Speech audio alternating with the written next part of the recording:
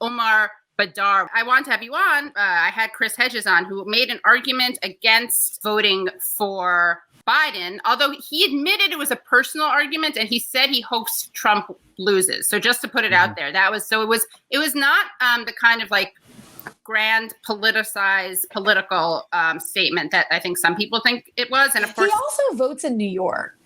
Right. So I think I do think he can afford literally to do that. You had an interesting response.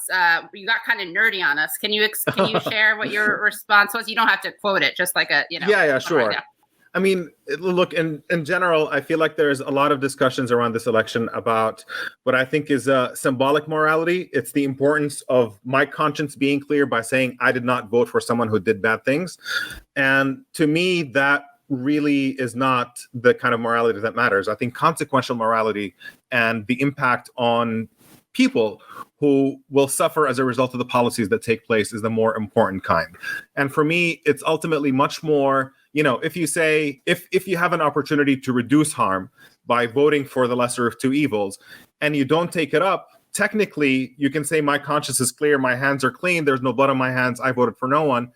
By contrast to somebody who votes for the lesser of two evils, technically their hands are dirtier, but if that reduces harm, then that obviously, in my view, is obviously the more moral choice. That we need a more practical view of what morality is that centers the people who are most impacted rather than this symbolic idea that I just want my hands to be clean.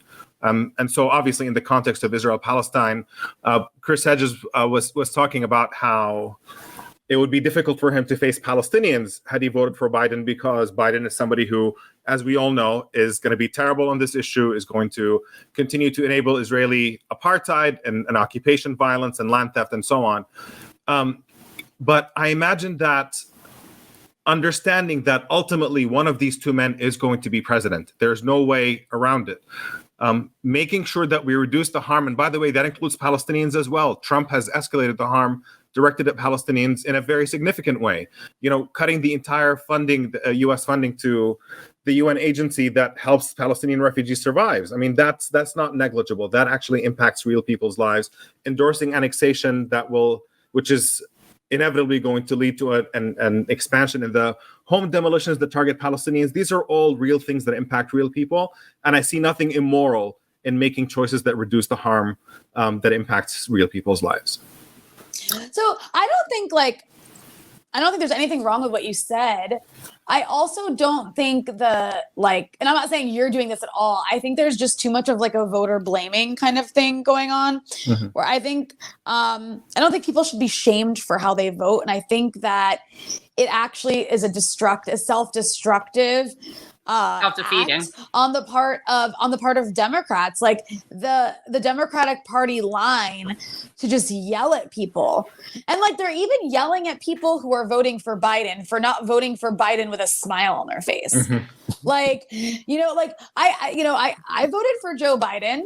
And I thought that would immunize me, but it doesn't immunize you. It just like makes people still yell at you because you're not doing it while like, cheering and like BID, So I think, and I also think that at the end of the day, like what really needs to be discussed and talked about is like, why do we have this shitty ass system where a significant number of people in this country don't even vote?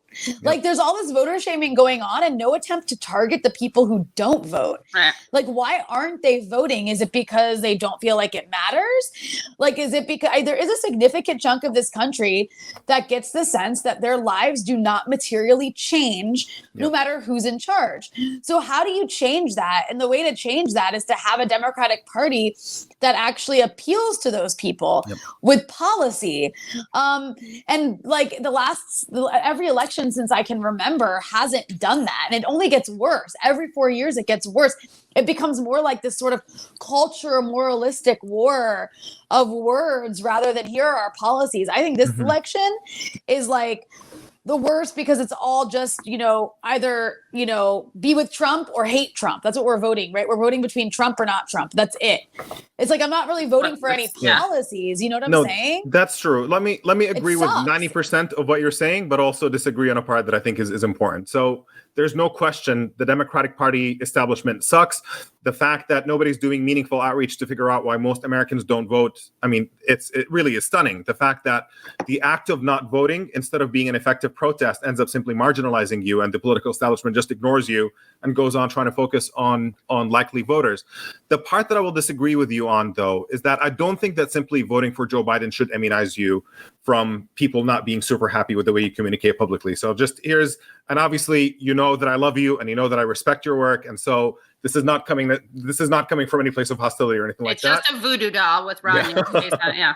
Yeah. But I think that if you devote a lot of energy, arguably equal or potentially more energy, shitting on the Democrats and talking about how terrible they are, that could potentially have the impact of discouraging people from voting the lesser of two evils, even though if you did technically your duty of voting for the lesser of two evils yourself.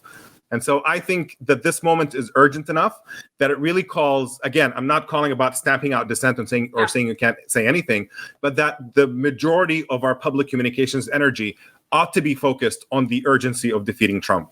And I can see how. I don't think that's right to put on individuals, though. Like, well, I would also argue I do plenty to diss Trump. I do plenty to go after Republicans, but the entire media apparatus does that has way more of a bigger following me. There's entire cable news networks devoted to telling everybody Trump is bad. I don't need to fill that void. And I'm not spending my time dissing Democrats, but even if I was, if it's legitimate, it's fair. They need to do better. Yeah. Right. You do spend your time dissing Democrats. So do I. I spend my time dissing Democrats, but it's I think it's fair and legitimate. Yeah. I don't think that we need to. I don't think we should be withholding criticism. I'm not swaying elections. I'm certainly not discouraging people to not vote. And I don't think we should be policing people. I don't think we should be policing. This goes back to should we just withhold any critical journalism of Democrats until after the election is over? No. Should we, you can't do that. Yeah. You can't just give a party a blank check to behave however they want to. There has to be some pressure on them from the left. There's no question. And by the way, I made a video specifically saying Biden sucks on Palestine, and that's the entirety of the video. So it was not couched in whatever, I also think though, there should be a broader conversation in this country about the fact that we call ourselves a democracy, which, by the way, we are not. We are a two-party corporate tyranny. We only have two parties to choose from. The only difference between us and Syria is they have one party. Actually, I think they have more than one party, but it's not really more than one party. Yeah. But my point is that's we have a two-party dictatorship. And that's another reason why I think so many people don't vote. Because if you look at other countries that are actual democracies, they have 6, 7, 8, 10 parties. So people actually can find a place that ideologically represents them in their interests. So why don't we have that in this country? I want it because I think that we should expand. I think that, Rania, you're taking it. I thought it's fine, but I thought this was going to be the more united part, and then we were going to have the other side. But the left is so divisive that, of course, we already have a division here. I will say this, though. I do think if you're in a swing state, you should vote for Joe Biden. I want Trump to not be president anymore. He's been a disaster. And I would encourage people in states that matter to do that. And if I can squeeze in one quick thought, Katie, and then I'll leave it there. I know we want to expand this conversation.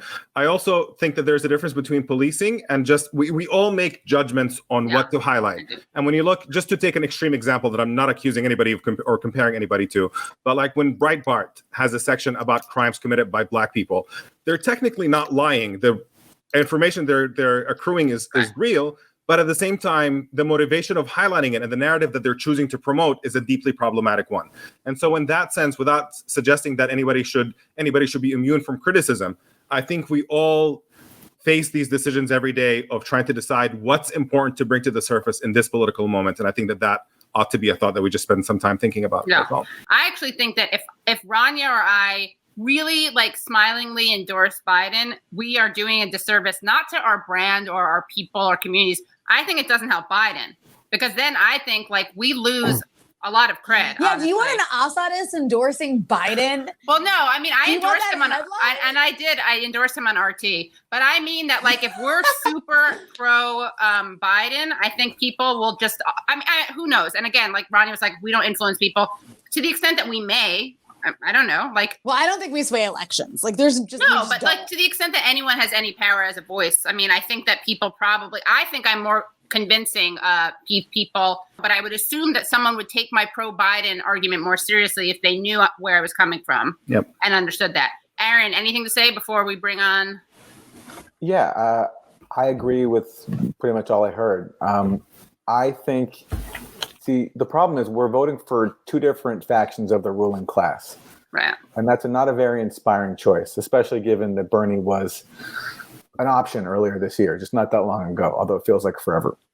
But even within the ruling class, when there are differences, those differences can make a huge amount of difference to the world's most vulnerable people, as Omar talked about. And I think there's so many issues where just on one issue alone would be enough to vote for Biden. So, for example, do you want Iranian kids to have medicine or not?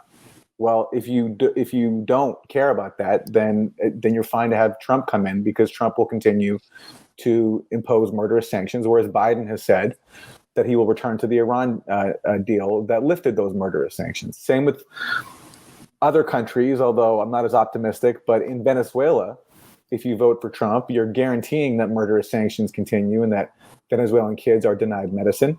Biden has an awful Venezuela policy, and he might try to continue Trump's policy, but at least with Biden, there's a chance that enough pressure might force the Biden administration to drop the murderous sanctions and say, why are we denying Venezuelan kids medicine under a Trump policy? Why don't you drop a Trump policy? I think it'd be much easier to affect that outcome rather than try to pressure Trump, who doesn't care about the left. They serve the most narrow reactionary constituency possible, even a worse constituency than the Biden administration serves. So, and the same thing within the U.S. Like, do you care about food stamps for people? Trump administration has tried to cut food stamps and Medicaid.